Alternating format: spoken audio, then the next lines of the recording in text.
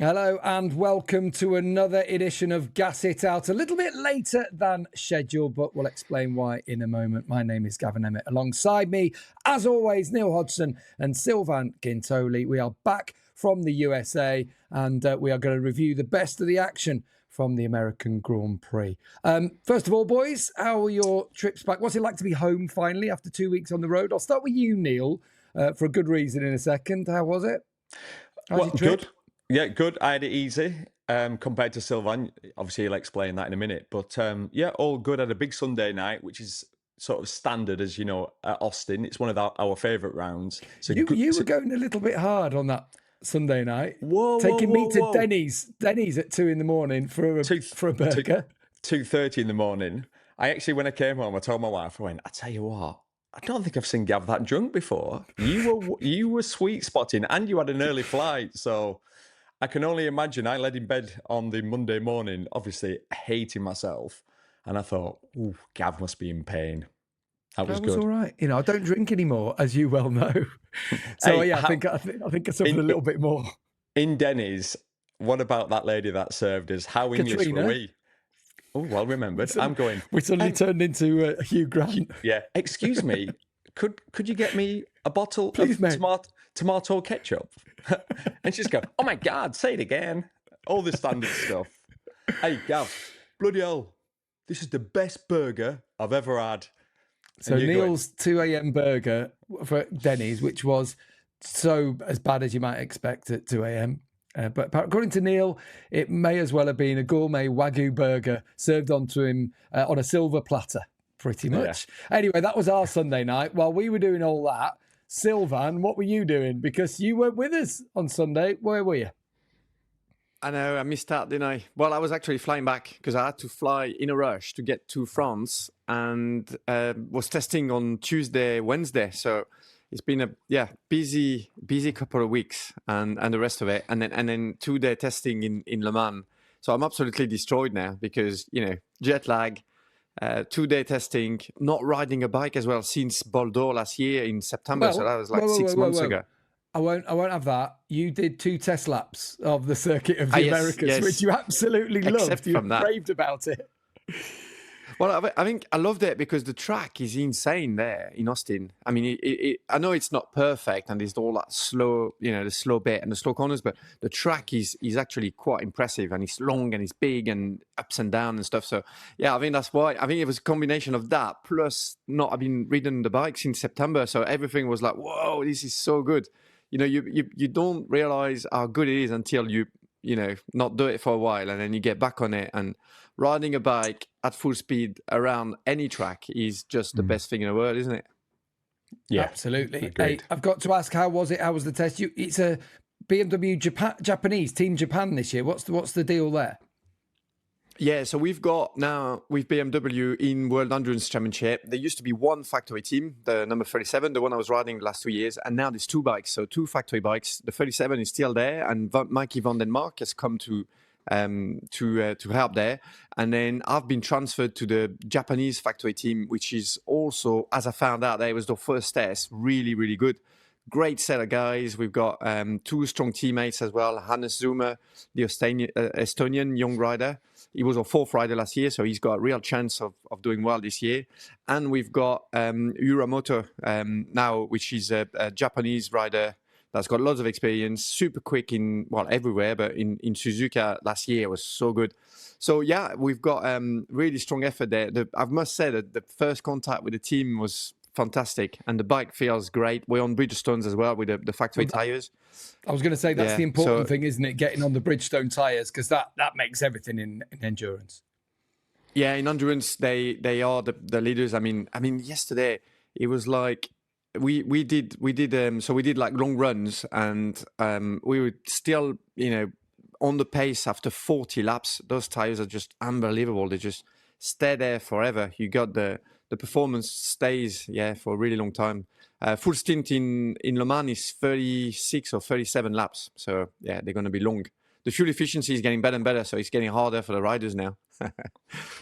And between now and then and the Le Mans 24 hours, you've got a London Marathon to contend with. We'll talk about that later on towards the end of the programme. But let's start with what you said, first of all, Circuit of the Americas, which over the years has not provided the best racing. But I don't know about you boys. I felt that we had a really good weekend of action. Jorge Martin winning the sprint for Aprilia after Marco Bezzecchi crashed out. And then in the main race, Bezzecchi coming back just like he has done, like he did in Thailand, like he did in Brazil, winning the first 3 races of the championship. That's 5 on the spin. And not just that, he's led every single lap of those 5. And in doing so, in winning these 5 races in a row, he joins some legends of the sport. I mean, generational talents of the sport. Jeff Duke, Mike Hailwood, John Surtees, Giacomo Agostini, Mick Doohan, Valentino Rossi, Marc Marquez. I mean, all those are absolute legends of the sport. No one's done this 5 in a row. Boys, what we saw, first of all, did we have a great event? Yeah. I absolutely, I love COTA. That's like I say, genuinely my favourite round of the year. About you, Sylvain, you think it was value for money? That even though that track, as you say, it's got some slow bits, it provided some great action. Okay, the race itself might have been a little bit of a snooze in terms of Bezzecchi leading from the front, but there were so many talking points throughout the race. I know, it was unreal. I mean, the sprint was unbelievable, and the race, it was less pacier, but there was lots going on. You know, there was the contact with Acosta that nearly took him out. Bezzecchi doing the race without his rear aero and controlling the race, and the fighting at the back as well. It was such a great week of not only track racing but also being in Austin. Like Neil said, it's just like a great place to be. I mean, the atmosphere around was brilliant. And it was TNT Sport kept me really busy as well. So I really enjoyed the week because there was something on every day. I mean, we went to Kevin Schwantz's house. I mean, how good is that? And then the next day we're filming on track with the marathon ladders, with Fabio Quartararo, with Joan Zarco, Joan Mir. I mean, it was just getting better. It was like wake me up type of thing. So we had a great week, and the racing was brilliant. It just keeps getting better and better, this MotoGP business. I love it. We can tell that it was infectious over the weekend. You were buzzing with your interview with Top Rack. We'll talk about that towards the end over the show. Yeah, don't forget, you mustn't forget the Top Rack because he had a great weekend, probably because of that. I think Sylvain, almost certainly, that was part of it. But Neil, let's get to the racing. Let's get to Aprilia's domination once again over the weekend. Martin winning the sprint. Bez in another dimension, winning again on Sunday. We are just in a remarkable place, aren't we? 3 rounds down. It's so easy. It'd be so easy for us to get ahead of ourselves and say, it's all Aprilia this, Aprilia that, but it's hard to look beyond them at the moment. It is, and we all I think felt like we needed to get to this round where we've not got heat-treated tyres as an excuse. This was the opportunity for us all to see where's everybody at in reality. And before I go any further, before you all destroy me, my wife's going to bring me some humble pie. Because do you remember in the last pod, I said, do you know what? I think it's between Bezzecchi and Marc Marquez. Martin, I'm not really feeling, let's say, a title charge. Obviously, even though he won the 2024 MotoGP Championship, I just wasn't feeling it. The beauty of motorcycle racing is, 1 round later, I've changed my mind. I'm so impressed with what I saw. He was incredible, wasn't he? Obviously, winning the sprint. How clever. He was the only rider to choose the medium tyre. Everybody went for the soft rear slick.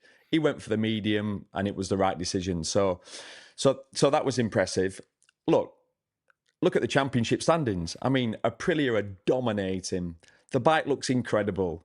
Especially when you put that medium rear slick in, Bezzecchi looks incredible. I mean, to have led every lap for the last 5 races sounds sort of boring, but it's not been. I think it's been really entertaining. And Marco Bezzecchi, I sort of look at him, and I don't look at him, get ready, as an absolute great. I don't look at him as an absolute legend. But I'm going to. You know, I think we're all changing our thoughts on Marco Bezzecchi. You know, do you know what I mean? Like at the start of the season, would you have put Bezzecchi in that cluster of names you've just read out? Absolutely not. But wow, you know, under the maximum pressure in the race situation, I know he keeps making mistakes in the sprints. He can't get on with that rear soft slick. It pushes the front, doesn't it? That's what we keep seeing. So, yeah, I mean, Aprilia are the real deal. Marco Bezzecchi's the real deal. And Ducati are in trouble. Simple as that. Yeah, it's quite clear to see. Let's have a look at the championship standings and how things stand after 3 rounds. It's wrong on the graphic there. It still says after Brazil. That's my fault. Graphic error. But Marco Bezzecchi leading on 81 to 77 of Jorge Martin. And I'll come on to that now when I speak to Sylvain about it. Pedro Acosta still there in third. He's doing great. I think we all agree on the KTM. Top Ducati, still Di Gianantonio ahead of Marc Marquez. Raul Fernandez moves ahead of Ayogura, but Ayogura, I think, backing up the fact that Aprilia are having a great time at the moment. The Aprilia is working. However, Sylvain, as I just mentioned to you there, will there be a little bit of disappointment from Bezzecchi's point of view, perhaps, that, you know, he's not got a bigger lead in the championship? Well, yeah. You always look back and think, oh, I could have done better there, or I could have done with not taking those risks when it wasn't really needed, and he was, you know, under pressure, and he made this couple of mistakes. But I think it's part of the story. You know, the fact that he delivers so much on the Sunday is also because he sort of like makes a mistake on the Saturday, and then he's able to recompose himself. And under then maximum pressure for the GP, when it really counts, because it's, you know, that's where the big points are, he's making it happen.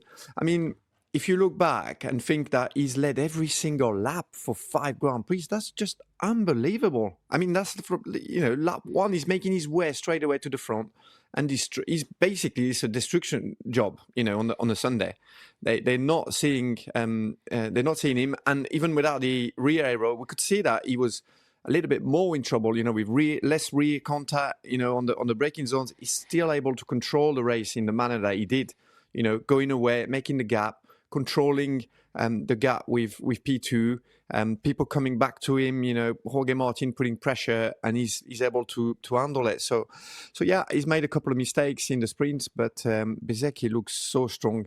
And like Neil said, the Aprilia package, wow. I mean, look at the pace of Ayogura. Ayogura got really unlucky, and I feel really sorry for the whole Trackhouse racing, and they were very disappointed, rightly so. But Ayogura looked so good during the Grand Prix. His pace was unreal. He had definitely, he would have been on the podium, and without that engine issue, he would have been, as he has since the start of season, you know, one of the fastest in the race stream. So there's a lot more to come, I feel like, because Ayogura, once he starts qualifying well and making the first couple of laps a little bit better, he's going to be a huge threat for the wins. And Jorge Martin, I also think that there's more potential to unlock there, because he's normally a very explosive rider. He's a qualifier, and that's what we've seen anyway in his title year and the lead up to that. Obviously, last year, the year has gone completely to the bin. It was a disaster for him, but I still think that he's got a feeling to find with the new soft rear, qualifying better. And once he does, he's going to be also a threat. So Aprilia is going to have very soon some different problems. At the moment, everything is going really well, and they're going to have to manage the riders at the front, because the package is strong, and they've got, you know, arguably like 3 riders, sometimes 4, that will be challenging for the win. I wonder what they're doing, though. What is it? Why is that Aprilia proving so successful, chaps? Why do we think that, you know, that they're having the success? What is that Aprilia doing right now? Well, it is a combination of everything.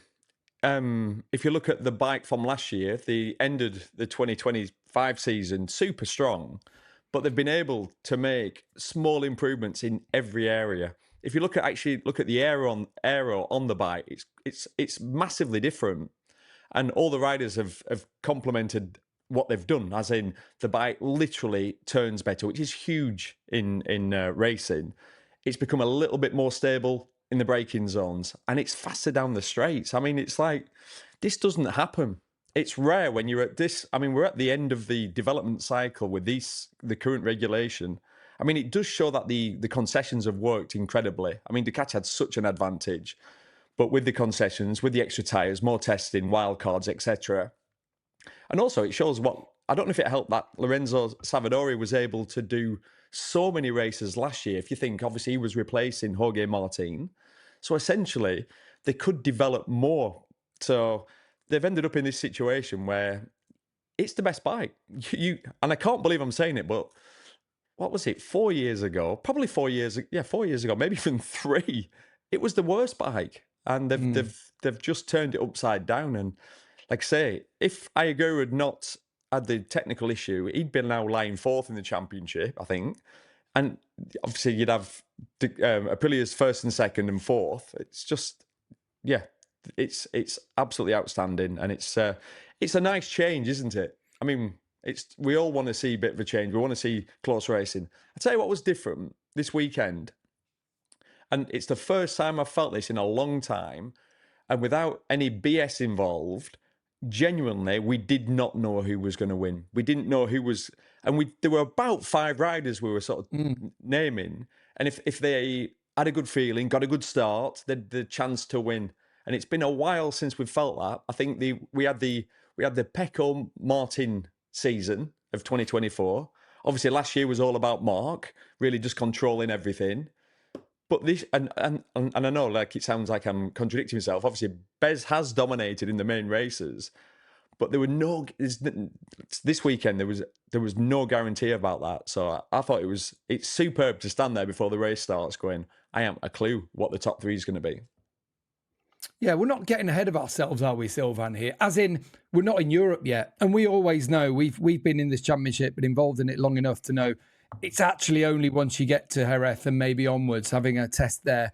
And that's gonna be crucial. We'll talk about that in a second. But, you know, that once we get back to Europe, it's always been a quirky track circuit. If you look, we've had 6 different winners over the last 6 years that we've been to the circuit, you know. So are we not maybe getting ahead of ourselves, talking about the fact that, you know, Ducati are done, and obviously Marc Marquez had his big crash on the Friday. He had a penalty to take during the race. Take those things out of it, and maybe he would have been higher up the order. Are we getting a little bit too giddy here, Sylvain? What do you think? I don't think so. I think now, you know, we keep trying to find sort of, not excuses, but we try and find explanations, you know, for this sort of shift. And the first 2 races, we thought, well, it's the special Michelin carcass tire, you know, the heat-treated tires that are giving Aprilia an edge because they're able to get the most out of it when Ducati is struggling with it. Or it's Marc Marquez that's got a bit of an injury, or, you know, it's Pecco not finding his feet quite yet.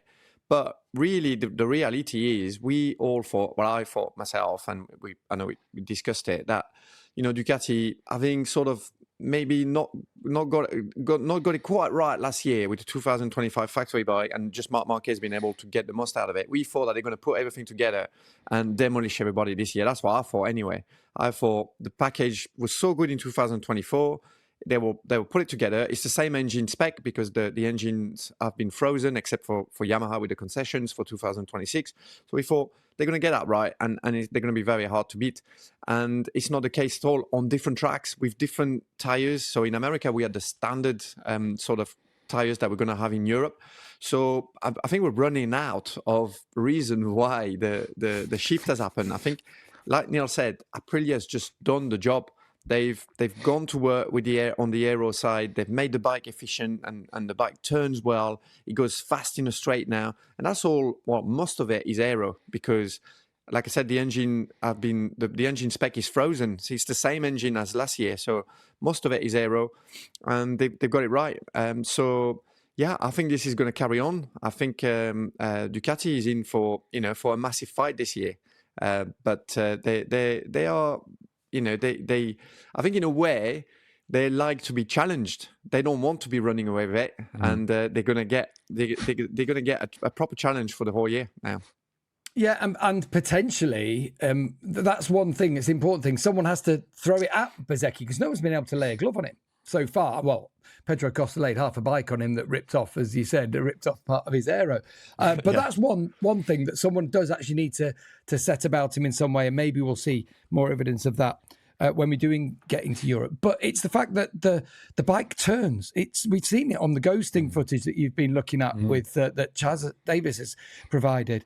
The bike turns and the tyres are lasting with it. That's the other thing, isn't it? It's lasting to the end of the race, where Pecco Bagnaya's dropping back in the latter stages, even though we had decent race pace on Friday, it looked like. And the bike is improving over a race weekend. It'll turn up on a Friday. Marco Bezzecchi, not necessarily working, but like that. Do you remember we used to talk about Bagnaia, the Friday to Saturday night, and how things then turn around? For Aprilia, it's like Saturday to Sunday, and suddenly the bike is performing. What is it? What's it doing? Is it just the aero? It's so funny because the thing that Sylvain said then it made me smile is we are running out of reasons why it's not going to go completely wrong for Aprilia. And we keep thinking it's sort of going to. Not that they're going to be all of a sudden battling out of the points, but this run can't continue. We keep thinking and then it does. And it works. I mean, we have to address the elephant in the room. We are dealing with a not 100% fit Marc Marquez. And obviously it doesn't help in the first practice session when you crash at 120 miles an hour, slide through the gravel and hit an air fence. And you could see how obviously shaking he was. And of course it's Marc Marquez. He's used to crashing. This is what he does. But this is a 33-year-old Marc Marquez whose shoulder's 80%. Then you throw him in the gravel at that speed and into the barrier. And he looked visibly shaken. Rarely does Marc look that shaken. So much so that there was a delay to him getting back on the track.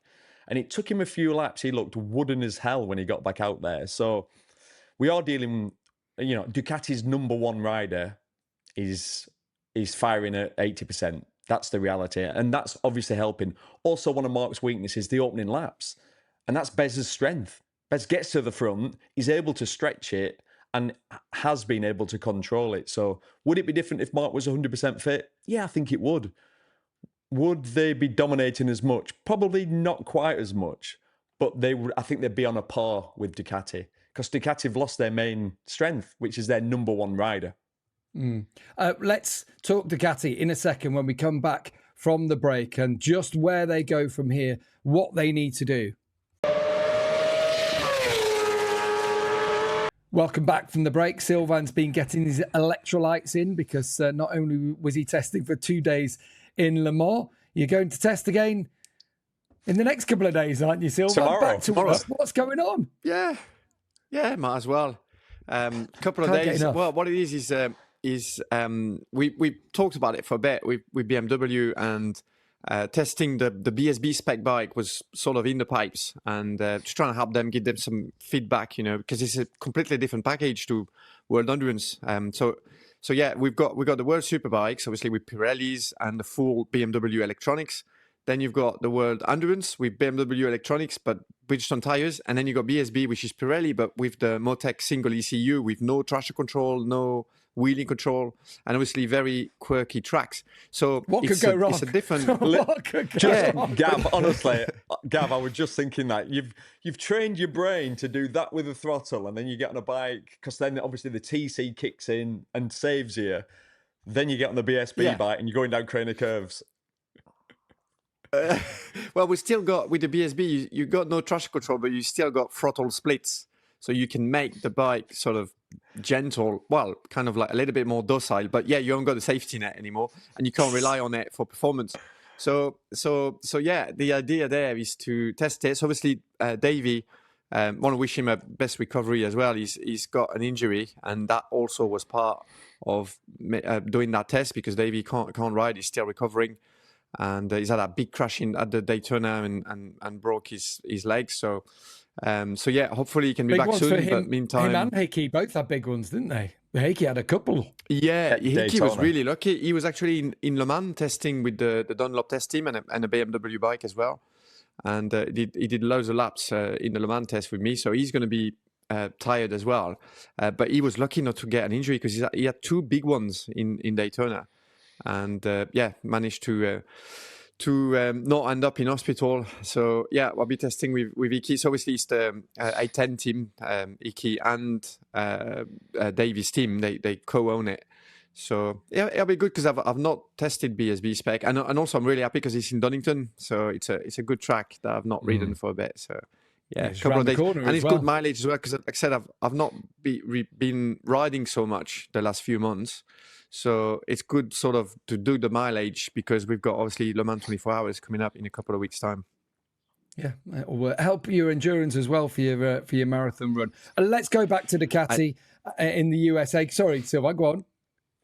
No, I was going to say, I don't know if that's going to help too much right now. My like sort of arm strings feels like they're going to fall off. So I was going to go for a training run later on. But I think I'm going to have to recover. Strings. Arm strings. Look at your arms. They all like little arm strings. You pathetic weasel. Is that not called arm string? Hamstrings. Hamstrings. But what about your arm strings? Yeah, those hurt as well. But I was on about the leg ones. Brilliant. Anyway, so yeah, the running is on pause for a bit, and I need to recover anyway because I've done loads of running in Austin, and I'm tired from that as well. So I bet. Yeah. Oh my goodness! We'll do biking this week. Biking week. I'm struggling to make it through a day, just a couple of days back. I've not been doing anything like that. Right, let's get back to Ducati though. Boys, what are Ducati missing? What's gone wrong? How much is the bike? How much is Marc Marquez? The thing is, it's not just Marc, is it? Pecco Bagnaia. The story continues. I suppose it's even cruel to even keep talking about it, but Frankie Morbidelli struggling. Alex Marquez is nowhere near the rider we saw last year. Just Fabio Di Giannantonio holding their end up. So, Neil, come on, what's Ducati missing at the moment? I honestly, I don't know. And I don't think they know. That's the worrying signs. They're obviously well aware of Marc's fitness. They know where he's at. Obviously, they'll get all the comments. Look at that. That picture's really interesting. All you ever see when Marc's in his leathers, in the garage, when he's speaking to his crew chief before the race, he's fidgeting with his shoulder, his hands, his wrists. It's all not working. And he's doing everything he can. He's doing all the different stretches. See him shaking his arms out. We saw him do it a little bit last year, but this year, because it's just clearly not right, he's doing all he can before the races. So that's the first factor, is their number one rider's down. The issue then is, whatever they've changed with this bike for the 2026 season, it's not working. It's not consistent. Because like you said, Frankie Morbidelli's literally nowhere. One of the biggest shocks this season is Alex Marquez. I mean, so impressive last year. It wasn't a fluke that he finished second in the world. He was consistent. He had a very small blip on form, sort of, let's say, 3/4 of the way through the season, but bounced back well. I assumed he was going to kick on and genuinely fight for the title this year, but he's nowhere. Pecco, it's the exact same comments. And you've got to feel sorry for Pecco, but you've got to also believe him that at times the bike just doesn't allow him to do what he wants to do. And it's not like he's rolling off on purpose in the races, like, oh, I'll tell you what, I'll go for another solid 8th place. It must be breaking him. And I'm believing Pecco more now when I'm seeing the results of an Alex Marquez. Because Alex Marquez last year was on the year-old bike. That helped him. Now he's on the latest and greatest bike, and he can't do what he could last year. And like you mentioned, the only rider who's had some sort of consistency is Fabio Di Giannantonio, who you wouldn't have really expected that. He had a decent-ish season last year. It's a big year for him. He's out of contract like most riders, and because he's not one of the favoured riders, he has to start the season strong if he wants to continue as a MotoGP rider. And thankfully, he has. I mean, he's been Ducati's star. Obviously, he sits highest in the championship now as a Ducati rider, highest place position. So, but yeah, what's going on? The bike's not working like they thought it was. If you saw pre-season testing, it looked like they'd actually made a step forward. But we have not seen that so far this year. In fact, it looks like they've made a step back.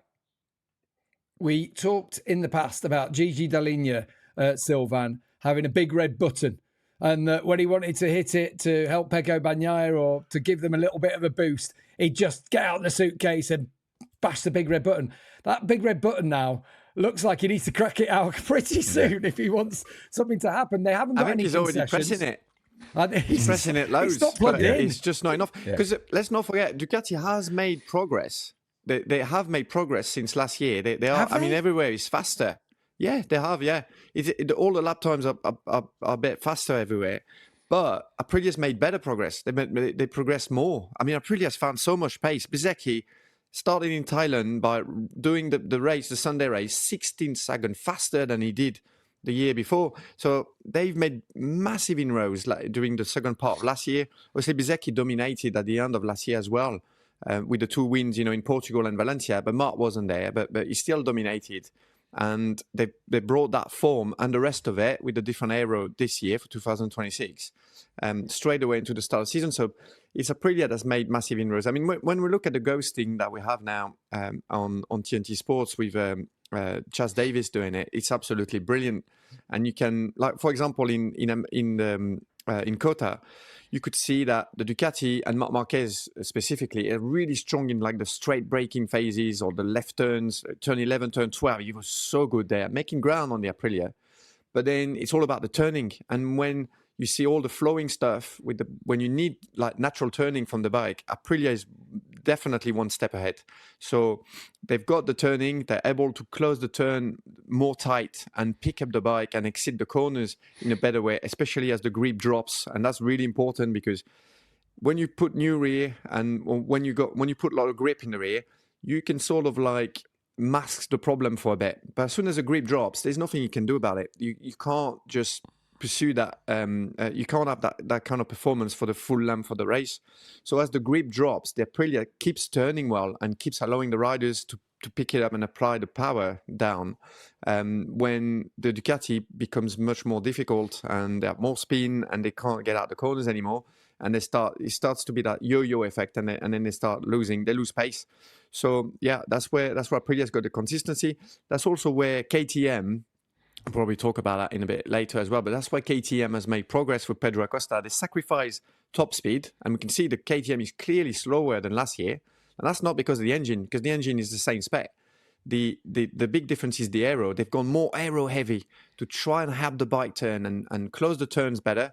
That, in a sense, gives them more grip because they can turn more naturally, and that allows them to have more consistency during the race, and that's what Pedro Acosta has made a big step ahead in race pace, and they don't have that problem anymore, throughout the race where they lose a lot of pace.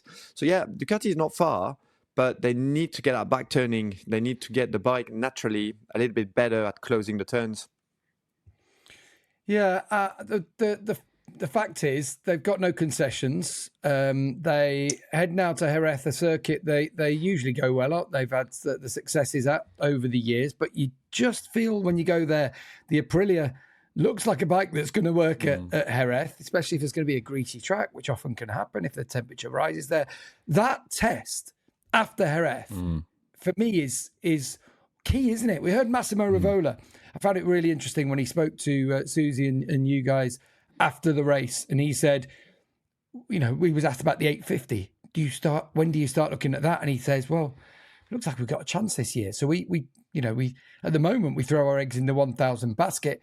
Ducati haven't taken their eyes off the ball, have they? They haven't thought, okay, we can even go back to a bike that's 2 years old, effectively the 2024 package, and we can still go on and win the championship because now we need to start thinking about 2027. That's not happened, has it? What do they do between now, Jerez, and in that test? Well, I think, Gav, the main thing is their number one rider heals up. That's or attempts to heal up. He does whatever he can to try to make sure that when he turns up at Jerez in 3 weeks' time, let's say he's 5% fitter, stronger, or 10% fitter or stronger. That's really important. I mean, also we've been quite lucky the fact that we're not going to Qatar, so that's allowed this a little bit of breathing space to give him more time to work on his condition. So I think that's number one. No, I don't think Ducati have taken their eye off the ball. I genuinely don't. I think it's just, the knock-on effect was always going to take a little bit of time with the concessions, but that's what we're seeing. Everybody was always going to close the gap on Ducati. That's just a fact. And as far as who's focusing the most on the 850s on the next cycle of rules, I think it's pretty much split. I think Ducati will be across it, but I'm not aware that they've been focusing more on that. I'm not hearing that rumour, or when I talk to people, no one's suggesting that. I just think it's knock-on of the concessions and the number one rider's not 100% fit. Yeah, so that's the tale of where we are after 2 rounds. There's no doubt about it, chaps, though. Whatever happens from here on in, 3 races down, we've got a championship on our hands. Yeah, If Aprilia go on and win this, that's remarkable. They've never done it before. History has been made, the last ever 1,000, and then we've got the switch to 850s.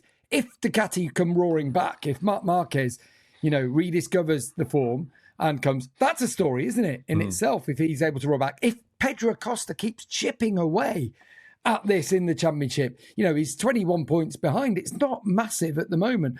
And we go to perhaps more favourable tracks and that the KTM have a bit more information, a bit more data on, then that's a story in itself. And he is proving to be consistent, isn't he, Sylvain Acosta and KTM? Because it feels like, as Neil mentioned, the KTM is a little bit down, but you have to give full credit, don't you, for how Acosta is scrapping. It sounds like he did maybe have a tyre pressure issue, and that was part of the reason when he looked up over his shoulder and he let Martin drop, go back in front of him, try and bring that back up. Obviously, that cost him the podium on the Saturday. But Enea Bastianini showed that the bike is relatively competitive again. And whatever happens, we have got a great 2026 championship, even though the same riders won the first 3 races. Yeah, it's just a bit of a surprise because we weren't expecting that sort of scenario, I think, which is great. I mean, we've got a massive, and within Aprilia, there's also, a championship there because Jorge Martin is going to get better. He hasn't got the experience on the Aprilia that Bezzecchi has, or he's obviously missed out on the whole year last year. I mean, his last surgery made him miss the Sepang test this year. For him, it's been over a year of nightmare and injuries and not being able to sort of build a relationship with the team and with the bike. A rider needs time to feel 100% at one with his bike. And Bezzecchi's been allowed to do that. And it's paying off now. But Martin, I get the feeling that with Martin, there's more to come. So yeah, we've got a championship there as well. I mean, you mentioned Pedro Acosta. What an exceptional rider. I mean, what he's doing on that KTM is unbelievable. And for him to lead the championship after Buriram, that was very, very special. They've obviously, given him the tools. And when we spoke a couple of times with Paul Trevathan, his crew chief, and you can tell that not only on the chassis side and the balance of the bike, they've managed to give him something, but they've also managed to give him confidence. And Acosta is still such a young rider. Last year, everything went a little bit up in the air with with obviously the troubles at the factory at KTM, and there was we sensed last year there was a lot of frustration and a lot of sort of frustration in within the box. They managed to settle him, give him the tools, and make him feel psychologically like he's very stable now and confident, and that's how he's able to deliver that kind of performance. So Acosta is still a threat, he's still there. They've had a weekend off sort of in Brazil because the bike seemed like it just wasn't competitive for whatever reason, adapting to the new track. And obviously Brazil was a bit of a particular track, small place with new tarmac, and sometimes things can be a little bit off. But they were back in COTA again, and not with one rider, like said Gav. Enea Bastianini was good. And we know that Enea is so sensitive with the way he has to feel on the front end of the bike, the way the feedback, from that front end. So that was back in COTA. So that's a really positive sign for KTM as a project. So yeah, I think definitely Acosta is in the mix and will be a threat because he's such an exceptional rider. It was a shame to see, I know we hate to talk about it, but those bloody tire pressures. I mean, come on, yeah, I hate it. We all hate so it. Boring. It's boring. It's boring. I'm boring myself even talking about it now. We don't want to see that anymore. And getting a penalty after the race once you've been on the podium. I wish there was a better way of policing this. But anyway, yeah, it's frustrating, isn't it, for us, for the viewer, for anyone watching on to have that the result change, but. Just on the flip side, so he mentioned it there, Neil, Enea Bastianini, thank goodness that we had this weekend because, we're getting to that point of the season. Deals are being struck left, right and centre. Later on in this programme, we'll talk about the rumour mill because there's a lot going on in it. But Enea needed that, didn't he? He needed that kind of weekend. I don't think just Enea needed it. I think KTM needed that some kind of form because Brad Binder's suffering and struggling. He obviously hasn't got the feeling that he would like. He's very much a rear end kind of rider. And with Enea, much more of a front end kind of rider. I wonder if the shift of this bike to being much more front end to, forget about that. Let's not, get the drive out the corners in the same kind of way. I wonder if that's affecting things. But if we're talking about riders of the weekend, there's so many. Bez, Martin, Agura, Di Gianantonio had a decent weekend, but Enea's got to come into that conversation. Yeah, it does. But then, I'm sat here when you're talking about him and you'd be like, obviously he's super talented, but you need a rider that is going to be consistent throughout the season. And that's why he's the sort of rider that's now in a position where he's literally riding for his career every race. You can't rely on him, can you? Because genuinely he can battle up at the front and ride as strong as he did. I mean, he chased Marc Marquez down in the race, almost beat him, which is pretty impressive. It was a good battle, wasn't it? It was a really good battle, good, fun battle to watch. And when you watch Enea, that's Enea at his best, isn't it? It's beautiful to watch on the bike, the way he rides. He's aggressive at all the right times when he's in that flow state, when it's all happening for him. But then I don't know if it, Gav, you know him better than me. I don't know if it's just the way he comes across in the paddock. He's so laid back. It's like he's not right arsed. It's like, well, and you think, you see Pedro, for example, he's so intense. He's a machine.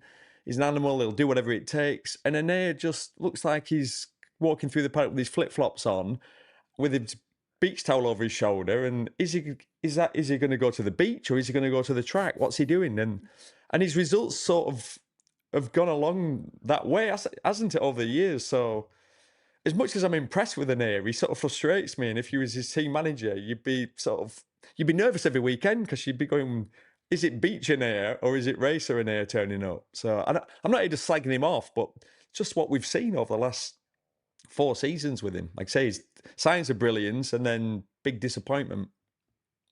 Yeah, well, it sounds like there's some decisions to be made for the Tech 3 team. We'll have a talk about that when we come back from this second break. Gunter Stein and Nicolai Goyon, they've got decisions to make. Where is Enea going to be? What about Maverick? What bike are they going to be running next year? We'll discuss the rumour mill. We'll discuss the other manufacturers and what happened in the US. And we'll also have a quick word on World Superbikes, Moto2 and Moto3 ahead of this couple of weeks gap of racing in the Grand Prix and World Superbike paddocks. Right, we're going to talk the other manufacturers. First of all, at COTA. Honda, first of all. Joan Mir. 2 crashes on a weekend. I feel cruel seeing it. There's one thing I will give him. He's playing in a different league, isn't he, to Marini and Zarco. Zarco crashed out as well. Marini's that bit further back. Moreira, okay, he's still a rookie. We can't read too much into it. It's a tough track to get to grips on. But just a quick word, Sylvain, on Mir and Honda. They'll go to 6 bikes next year. It's a bit of the rumour that's doing the mill at the moment. Yeah, it seems like, we hear the Honda discussion with the teams, more and more. We've heard it, with Gresini, and we heard it with Tech 3 as well. So it looks like Honda is really very much wanting to expand the effort to 6 bikes. So let's, we'll see how that goes, because we're going to find out soon. It seems like as well in COTA, there was a big meeting with the Liberty bosses, with the MSF, with all the teams, the manufacturers, and Massimo Rivola that's representing them. That's Derek Chang. He's the boss of Liberty. He was there. You had the Piaggio CEO there as well. It's all in big chats were going on, weren't they, over the weekend? Yes, that's it. Because the basically with Liberty coming in, and the manufacturers wants to renegotiate their deal. The way sports works at the moment for many world championships or for football, for example, part of the TV rights, for example, are sort of distributed to the main actors of the sports. So we found that in F1, in football, we sort of like different. Bless you, Neil. Sorry. We found that in sport we sort of like different balances but the sort of like in the big lines, the deals are made like this, and it's not the case for MotoGP at the moment. For example, at the moment, the private teams in MotoGP gets help. They get essentially it's the lease of the MotoGP bikes from the manufacturers that are covered by Dorna. So it's quite a bit of money. And the issue is that the manufacturers don't get anything. They and they have to absorb obviously the cost of racing, the cost of developing the new bikes. The only money they get is from the sponsors and selling private bikes to supplying the private teams.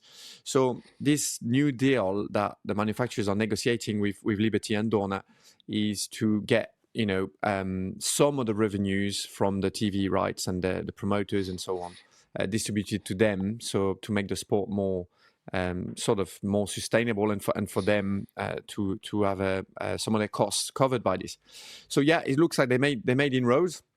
And on the Honda side, yeah, we've got Joan Mir that is clearly very brave and trying really hard. But we've had that stat from Steve Day during the weekend I didn't realize he was actually that much. And yeah, Joan has crushed that of more than 50%. Yeah, of the races that he's done since he arrived at Honda. When was it? 3 years ago. So yeah, it's a lot. So he's obviously. He's obviously trying very hard and sometimes a bit too hard. He's obviously solid because he's had loads of crashes, Joan, and he's definitely super fast. So we've got different approaches, with Honda. With Joan, he's trying super hard, and then on another hand, you got Luca Marini that crashed very little. Did you have just one crash last year, or two crashes? So he doesn't crash at all. Yeah. So they're still making progress, and obviously they lost the concessions last year. They went from D to C now. They still have some concessions, but a lot less. And there's not huge progress for Honda. They're still sort of looking for performance. Still probably number 4 in sort of performance, just behind KTM. So they're still looking for it. And let's have a quick one on Yamaha. Neil, over the weekend, Toprak outperforming Fabio Quartararo, whose tyres dropped off a cliff at the end of a race, no doubt. But Toprak impressing us. Yeah, unreal. I'm literally just looking at it now on my phone. It's the battle for last, which we knew that was going to be the case, and that's not me being disrespectful towards Yamaha. It's where they sort of knew they were going to be, but Toprak won the battle for last. He was about a second in front of his teammate. He was 1.5 seconds in front of Fabio Quartararo and about 13 seconds in front of Alex Rins. So impressive that's like, and it's all right. Anyone can say the tyres dropped off. I understand that, but for a rookie to come in and be in front of the quality of those 3 riders, I think it's outstanding. And you sort of know the way it's being built now around Toprak. It's literally every weekend, they're not even looking at the times at the top. They're not. They really won't be. And that's not saying that he doesn't want to eventually get there. He knows that's not achievable, obtainable at this moment in time. His battle, week in, week out, is with every other Yamaha rider. And that's motivation for him. He'll be loving that. He'll have been buzzing. Like, if I was his manager, if I was part of his entourage, after the race, we'd have been celebrating because you are number 1. You're the winner. Because that's all he can do. And it's not like you're racing against slow riders. You're racing against Quartararo. If you can beat him on equal machinery, wow. And that's what he did at the weekend. Yeah, a lot to talk about who might go to Aprilia. Obviously, Jorge Martin's rumoured to go there. Luca Marini's words that there's Yamaha, you mean? Going on then, yeah, to Yamaha, that to is. Yamaha, yeah. And then would Toprak move up? What's going to be the situation there? Other rumours abounding over the weekend. Grassini looking like they might stay with Ducati, according to Mela Cherkules from AS. Then also Enea Bastianini and Daniel Gardo to form up as a partnership there. All through the weekend, myself and Adam Wheeler from the Paddock Pass podcast, we were discussing about David Alonso. He's managed by Bob Moore, the same man who manages the likes of Brad Binder. And the talk is that he'd already signed last year. Now, trying to work out over the weekend who that's with, Mela Cherkules gives that as a Honda. And I don't think many of us would be surprised at that. We'd said in the past, haven't we? We thought that might be a destination. Would it be a factory bike? Would it not? Anyway, it looks like that's maybe a direction. Famine Aldeguer, meanwhile, a switch to VR46, which we talked about, was part of the reason Grassini were unhappy with Ducati because they feel it was taken out of their hands a little bit. There's lots and lots to be decided. What does Fabio Di Giannantonio do? Does he talk to Yamaha? We spoke to him, didn't we, on Sunday night? We had a lovely little moment with Fabio when you were wearing that lovely T-shirt. That was absolutely horrific, but he acknowledged that you were wearing it. He obviously was a big Superbike man himself back in the day. But he's saying, actually, one of the things he was saying your T-shirt to us... is a lot better, Neil, actually. Can you show us your T-shirt? Yeah. Because Well, we've not seen it yet, and it looks... look at that. It's my favourite T-shirt, as you can imagine. Love it. You can see it. Obviously, Yeah. it's the Nicky Come on, Hayden. stand up a bit. There we go. It's amazing, isn't Hey, it? That's What a it's, T-shirt. whenever I put this on, it makes me smile. Yeah, and we saw his bike, didn't we, over the weekend? It was brought to the track. on Did the you grid. see that moment, the Marc Marquez? Yeah, Not loved it. doing it for the Yeah, cameras, kissed it. anything like that. Yeah, Just a little loved touch it. to it, wasn't it? That was class. Yeah. So I purposely smile, and I think of Nicky's beautiful smile. I mean, he had a proper American, all American smile, didn't he? What a guy! What a personality! Obviously, what we all miss Nicky dearly, but wearing his T-shirt just makes me happy. And I know I don't like to sound strange. I want, genuinely, I wear it with pride because he was a good friend. Yeah.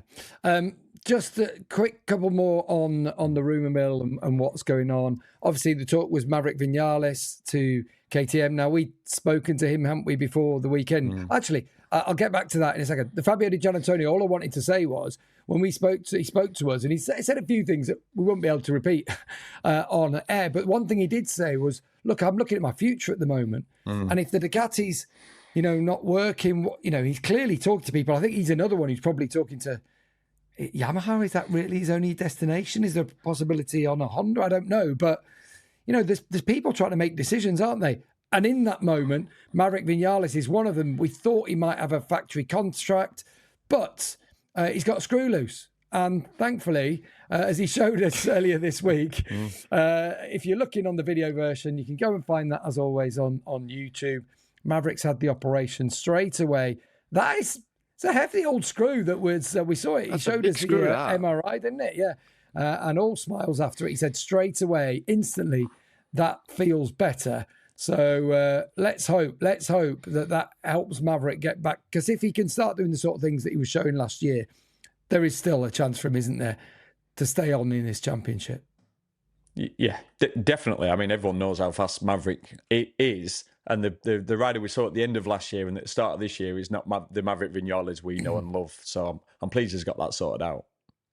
Right, let's have a quick word on Moto2. Enea just coming up trumps in the end, taking victory. A really good battle in the end with Celestino Vietti in a shortened 10-lap race. And it was shortened because of a horrible accident.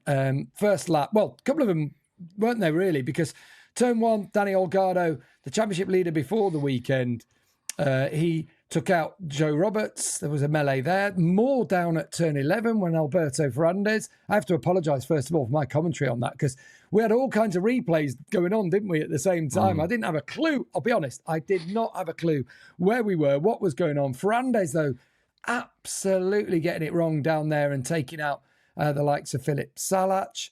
Angel Piqueras, who was the one who came off worst in that.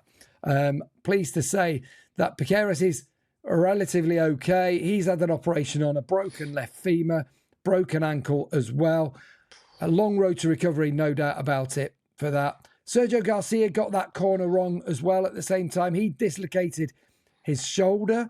He's got a double long lap penalty next race. It was messy, Sylvain, with the red flags. But in the shortened race, you have to give full credit to Enea just after an emotional couple of weeks after they lost his head mechanic, Roberto Lunardi. That is some way to bounce back after disappointment, wasn't it, in Brazil? Yeah, what a great way to to honour his memory. This is clearly a tough time for the whole team, and he did brilliant. With Moto2 though, with all those accidents, I think they need to calm down a little bit. I mean, come on, it was an absolute carnage in Buriram, and then again. There, that could have gone so much worse. This was like it was bad, wasn't it? When we saw it happen, and there was a lot of confusion, Gavin. I mean, you couldn't really see what was going on. We could just see that it looked like a plane crash. I mean, it was absolutely horrendous. And yes, it's bad injuries for Piqueras with the femur and the broken ankle, but it could have been so much worse. When you look at images like this, and you know that kind of accidents, this is where people can really get hurt. So I think we're all happy to see everybody sort of walking out in one bit of that one. And yeah, for Aegis, absolutely brilliant.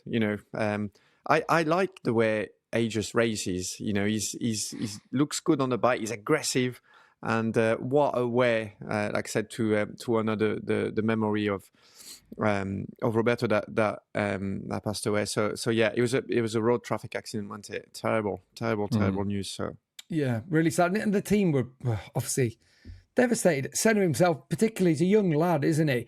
And the other thing, Neil, in that win, his bike did not run on the straights, did it? I mean, he was, Again, 10k down, possibly? It looked like it. I don't know what it is. I mean, obviously the bike works really well around the corners, but we saw at Silverstone last year him getting gobbled up on a long straight, and the same thing was happening. I mean, Vietti's bike was gaining 10 bike lengths by the time he'd get onto that straight, and by the end, Vietti be on the back of him. But it's funny with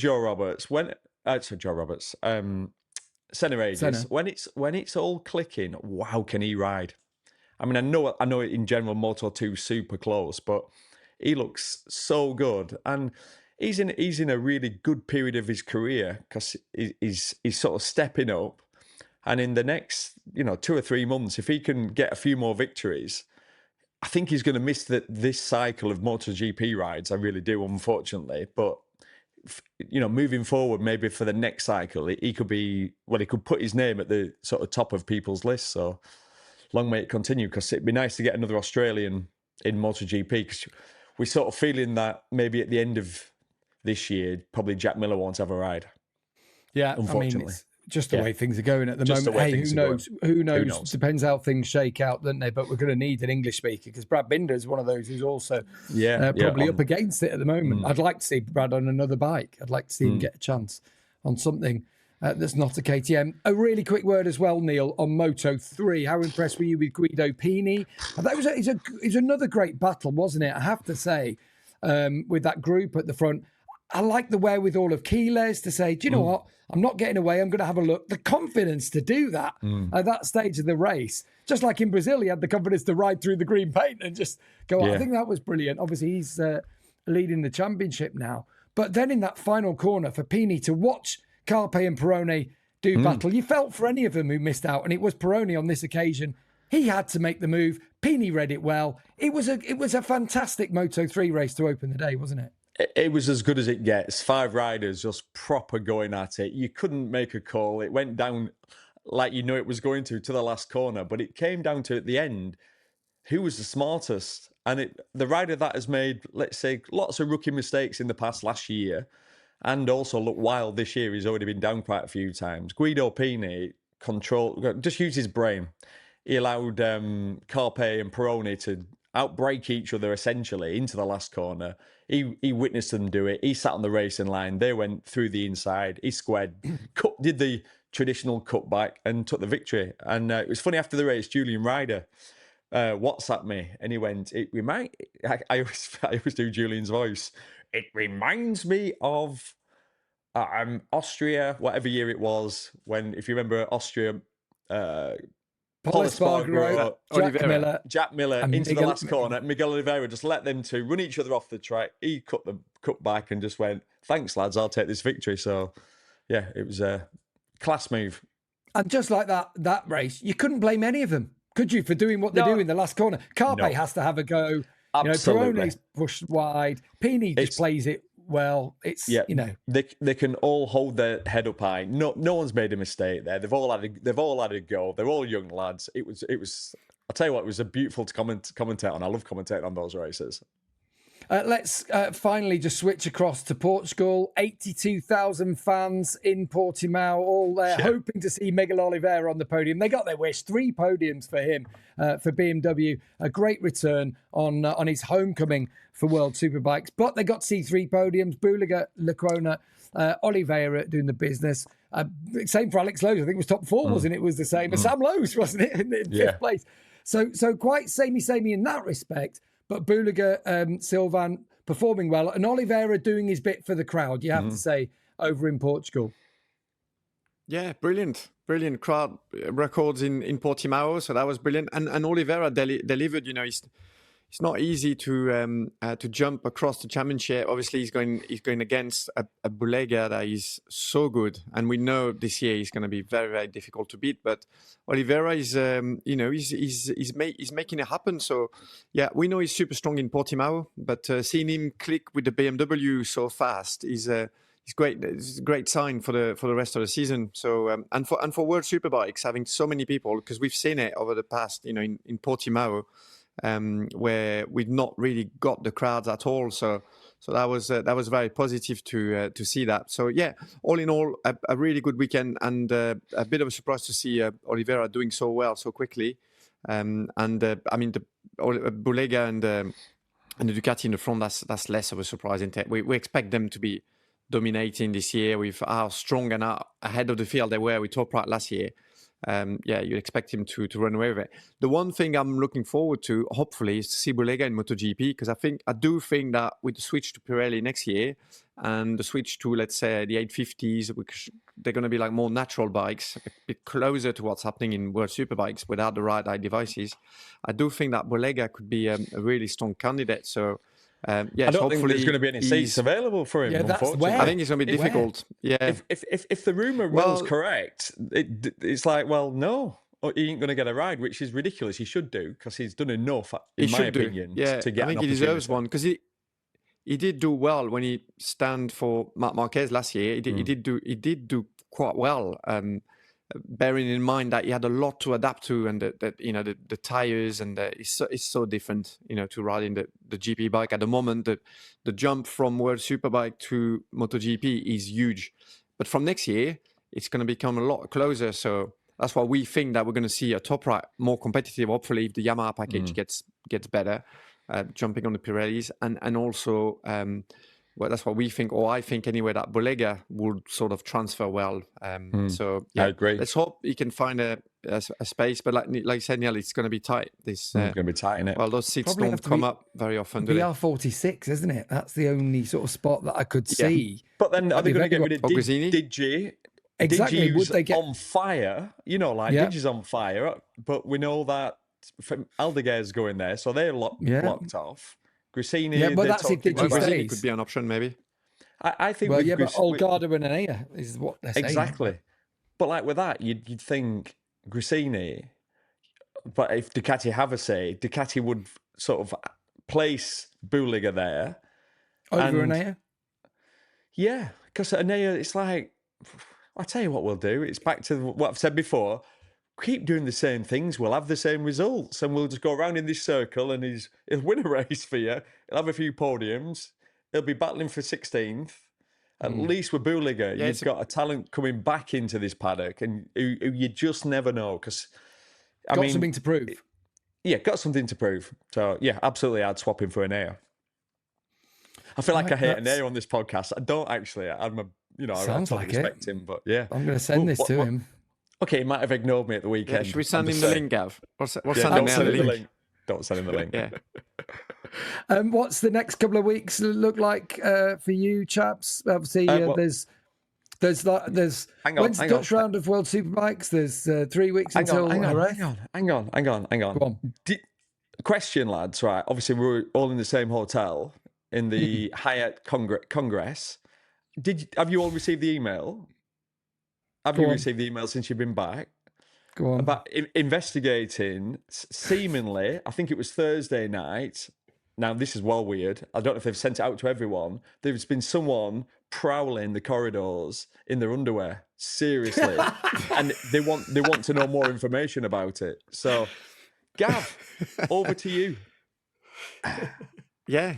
Something weird happened, didn't it, Gav? Can you enlighten us? I'm just in my defence, right? If there's anything that can be defended in this, it was our fourth night in a different hotel, wasn't it? Because we went Brazil, we stayed in another one in Sao Paulo, we stayed on the plane, and then we stayed in another one when we got to. So it's third in 4 days. Well, no, because one of them was on the plane as well overnight, wasn't it? Yeah. So And then we got in late, didn't we? We got in late, and anyway, We got in at about 1 o'clock in the morning. Anyway, it was the next night. Wasn't it? Yeah, next night. So no excuse. Go on.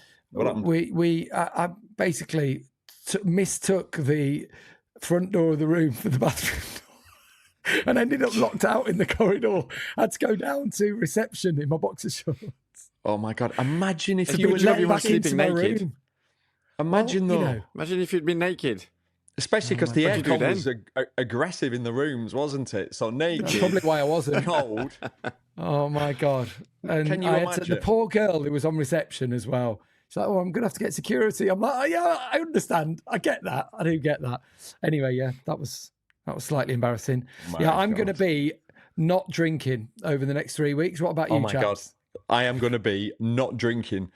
Literally, my wife said, oh, what do you want for breakfast? What do you want for lunch? And it's like, I just want something green because we've just eaten so much beautiful Austin food that I'm Brazilian. I'm Brazilian, yeah, definitely. I'm like, I've gone veggie. I'm not, but you know what I mean? You're just like, I just want to eat so clean. Sylvain, you're testing and then you're going to be running, still training, let's not forget, for the London Marathon. When's that? That's coming up when we're in Jerez, isn't it? That's right, yeah. So the London Marathon on 26th of April, Sunday. So it'll be the same Sunday as you'll be in Spain, in Jerez for the MotoGP. So yeah, I'm going to be testing tomorrow, testing 2 days BSB. And then after that, trying to recover as quick as possible, do a bit more running, but not too much now because we're getting close and you're supposed to taper as getting closer to the race. And getting ready for that big one. But I've got Le Mans 24 hours as well in 2 weeks' time. So that's in 2 weeks, isn't it? Yeah, sorry, I was thinking that was after Jerez. It's the week before, isn't it? And you go straight from doing a 24-hour race. So you can see Sylvain, if you're looking on the YouTube version of this, at Sylvain Guintoli, go to his page on Instagram and support him, please. We've got the links in our bio as well. Support that fabulous charity that he's running in his leathers for, trying to set a world record. We're putting the pressure on about that. Trying to get under 4 hours for that. But he's doing it after the Le Mans 24 hours. So if you are in London, if there's any chance, go and show him some support. Go and take him some energy gels. He's going to need all the support over that weekend. But also, if you're in Le Mans as well, make sure you give Sylvain your support. Because, hey, do you think you've got a shot at the podium there? Yeah, 100%. The first contact with the team was brilliant. They have experience though, and they did well last year in Suzuka Towers, and they came and did the Boldo as well on a late notice, and were competitive. So yeah, I do think we've got a good chance. The bike looks good. The team staff seems really good, and when you get a first contact with a team, and everything feels right, it's one of those. So yeah. I think we're in for a shot because, like I said, we've got the good tires as well. So I'm really looking forward to that. So it'll be a big push for Le Mans 24 hours, recover, and then a big push for the marathon. Can't wait. Wow.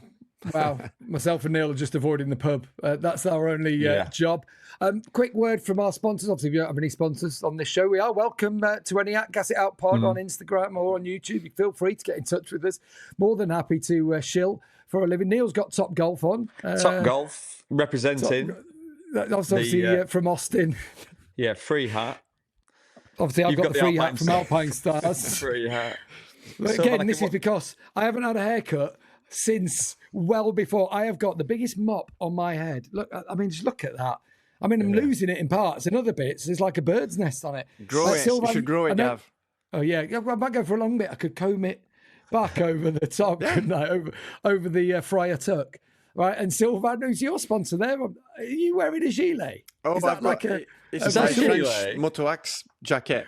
It is a gilet, actually. He's running a gilet. Yeah. It's French to the end. It's a bit cold in England. Still, it's sunny today, but it's a bit cold, so I thought I got my gilet on. Wait till I see Caroline. She'll be disappointed you're wearing a gilet. Zero sex appeal. Nice. Just finally, if you are still listening to us, at Gas It Out Pod is our handle on Insta. Come and watch us on YouTube. Leave a like, leave a subscribe, leave a review if you've enjoyed the show. Coming next, we have got an interview with this man. We went to Kevin Schwantz's home and he gave us an hour of great conversation. and we haven't listened to the final edit yet because it's taking a little bit of editing to get through. But people are going to love it, aren't they, Neil? Yeah, so good. it's the best thing we've done. And I know, bear in mind, we've obviously Series 1, we interviewed a lot of people. How many did we do, Gav? About 30? Yeah, 30 episodes, about 27 interviews in that. Yeah, sitting in Kevin Schwantz's house, talking to him was fascinating. It's everything you'd want it to be, everything you'd expect it to be. He was my hero anyway back in the day, and he's such a nice bloke. And he was ridiculously honest. Some of the things he said caught all three of us a little bit off guard. So, yeah, I mean, I'm genuinely looking forward to listening to it. I want to listen to it back because I was excited at the time. So there's when's that coming out, Gav? Next week? Well, we're going to try and put it out next week. We'll also have a bit of a Q&A episode after that one. We have got another couple of interviews in the pipeline, but obviously with Sylvain's schedule and just trying to work everything out, just trying to get those sorted. We did have one lined up with Maverick Vinales, but we canned it, didn't we? Because we knew what was coming. We knew that he probably wouldn't be making it through the weekend. So we have got a couple of others lined up. So keep an eye out for the Kevin Schwantz, and any questions at Gas It Out Pod. Seriously, can't stress it enough. We've got loads of questions still to get through. Nicola Golding keeps asking if we're going to get to her question. Trust us, Nicola. We will get to it. We'll talk about your idea Poor of Nicola. sorting out. She's like, just answer my bloody question. You absolute idiot. She asked it weeks ago, so we will get to it eventually. Nicola, ask more. We could do your 5 questions from Nicola. How's that? That'd be just as a sorry for being. We talk too much. We can't fit your questions in, but we'll do a special one for you, Nicola. Yeah, this is already a long episode as it is. So for now, Sylvain, we'll wish you well. We will speak to you before the Le Mans race, and Neil, just stay at the pub, okay? Yeah. A reminder to you all: if in doubt, Sylvain, this is advice for you: gas it out. Gas it out.